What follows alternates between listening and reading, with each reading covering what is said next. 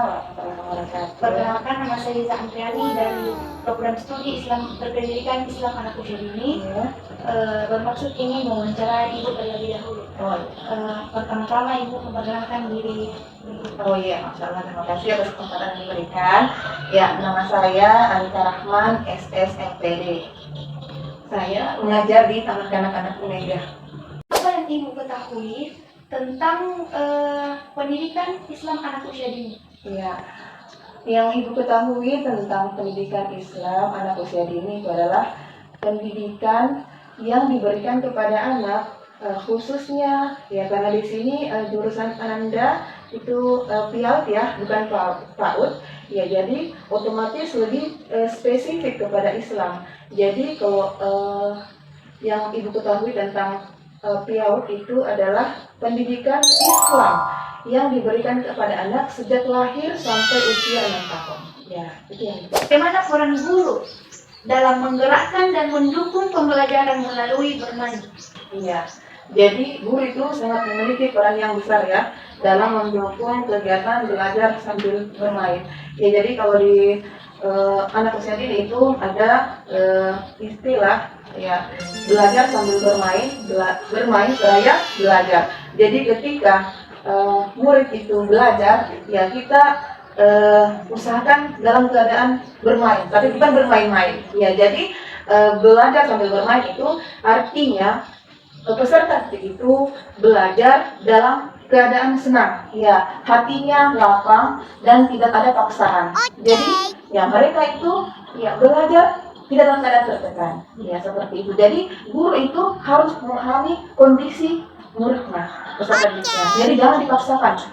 Murid itu harus duduk, diam, tenang, ya. Tapi anak-anak itu ya otomatis sudah seperti yang sebagaimana kita ketahui bahwa selalu banyak gerakan, ya selalu ingin melakukan kreativitas. Jadi ya guru yang mengetahui perkembangan anak itu akan selalu mendukung apa saja yang ingin dilakukan muridnya selama tidak melewati ambang batas. Bagaimana kita memastikan bahwa anak-anak belajar sambil bermain dengan benar? Ya, insya Allah.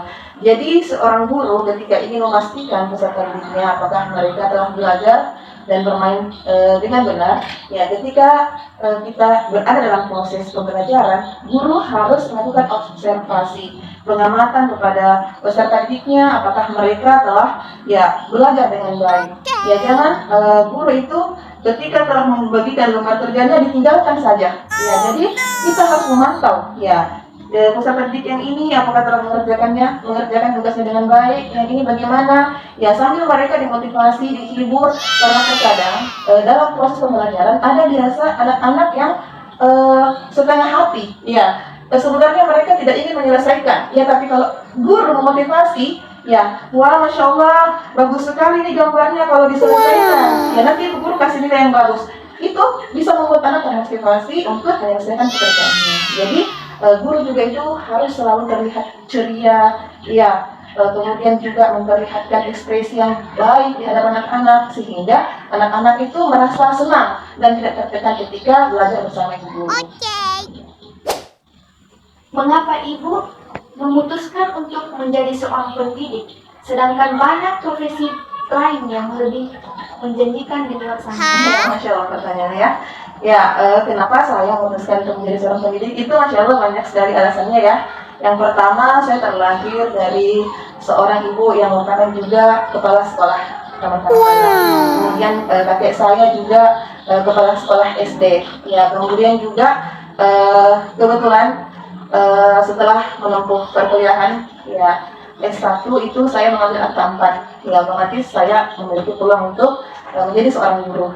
Kemudian S2 saya juga itu pendidikan. Jadi tidak ada alasan bagi saya untuk tidak menjadi seorang pendidik. Ya, alasan lain juga untuk saya mengapa memilih profesi sebagai pendidik, karena pendidik itu memiliki peluang pahala dari yang besar. Ya, apalagi pendidik anak usia dini. Ya, jadi anak usia dini itu adalah anak di mana mereka itu memiliki kemampuan untuk mencontoh. Ya, ketika seorang guru mampu memberikan contoh yang baik kepada murid-muridnya, maka itu akan dilakukan oleh muridnya sampai mereka dewasa. Ya, jadi usia dini itu adalah masa di mana anak-anak itu dikembangkan karakternya. Jadi seorang guru PAUD itu atau PIAUD itu memiliki peluang besar dalam membentuk karakter peserta didiknya. Sehingga ketika guru berhasil menanamkan nilai-nilai agama, ya khususnya adik ya, pendidikan Islam, ya ketika adik nanti berhasil mendidik peserta didiknya dengan nilai-nilai Islam, maka insya Allah ya peserta didik itu akan mengirimkan pahala-pahala untuk kita. Walaupun nanti mereka sudah SD, SMP, SMA, ya apatah lagi minimal seorang guru itu dalam kesempatan setiap hari mengajar itu paling tidak mereka akan pernah mengajarkan surah Al-Fatihah kepada peserta didiknya. Dan ya sebagaimana kita ketahui sebagai umat Islam, Al-Fatihah itu dalam sehari itu 17 kali dibaca. Ya. Betapa banyak pahala dari guru PIAUD nantinya ya dari satu orang peserta didik dari surah Al-Fatihah saja yang mereka baca di sholatnya. Apatah lagi kalau murid dalam satu kelas itu 15 dalam setahun. Tamat lagi mereka dapat lagi peserta didik baru 15 lagi. Ya betapa banyak ya peluang pahala. Jadi apa yang membatasi kita atau menghalangi kita untuk tidak menjadi seorang guru PAUD? Ya. Ya, apa yang Ibu harapkan untuk rekan seprofesi Ibu serta untuk generasi penerus ke depannya? Iya, Masya Allah. Jadi harapan saya kepada rekan-rekan seprofesi atau mahasiswa yang ingin memilih jurusan, ya jadi untuk rekan seprofesi dulu ya, jadilah guru yang ikhlas. Ya karena tanpa keikhlasan, ya kalau kita hanya sekedar mengajar saja itu pasti bisa. Tapi kita tidak ingin menghabiskan waktu kita mengajar di sekolah itu hanya untuk sekedar melaksanakan kewajiban saja. Ketika kita ikhlas, ya mengharapkan ridho dari Allah Subhanahu Wa Taala dan pahala dari Allah, maka ya 2-3 jam atau 4 jam kita di sekolah itu juga bernilai ibadah. Ya kemudian juga ya kita juga harus menambah profesionalisme kita dengan cara mengikuti pelatihan-pelatihan atau seminar-seminar yang ada sehubungan dengan cara meningkatkan kualitas kita sebagai guru.